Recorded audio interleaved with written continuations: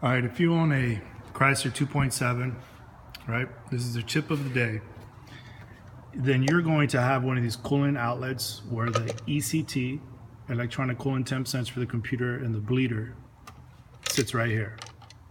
You will replace this. These things were made to leak, and they always leak around here at the base. You see that? Well, the tip is this bolt right here. It sits tucked in behind the intake or the plenum. You can choose to remove this plenum to get to it, right? It sits tucked in right in there. The bolt is stubby enough where it comes out.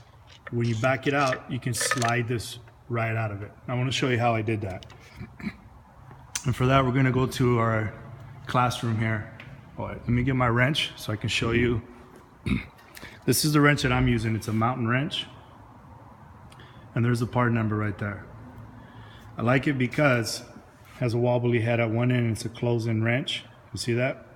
And it's a ratchet type. I can click it to go to the left or to the right, clockwise or counterclockwise. So this is what I do. This is my snap-on water tool right here. Again, you don't need to buy a snap-on. But the picture I'm showing here is, as you can see this right here, this is my wrench, right? And this is the hook tool. What I'm doing with two hands is I'm pushing down with my left hand this tip of this tool on top of the bolt head so I can put tension on it, pressure. So every time I move the ratchet, if I don't have this on top, I'm just going to be going back and forth, and this bolt will never move.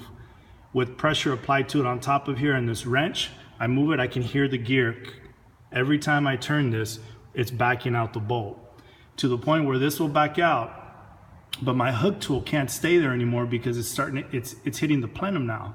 So what I end up doing here is I'll use my 99-cent magnet, because that's where my wife bought them for me, 99-cent store. I will use the magnet and I'll begin to work this bolt head, and comes off, and I pull the coolant bypass bleeder housing. I guess that's the name I'm gonna call it today. But again, don't buy the Dorman. I'm gonna talk to you as a technician. Dorman parts for me are the worst parts that you can install in a car. They were made to fail. I'm going to replace this coolant housing with a better part that will last just as long as this. All right. So I hope this helps you if you're doing this on the weekend, so you don't have to pull that guy out. You guys have a great day, and remember, it's Adrian, the tech on your side. Bye.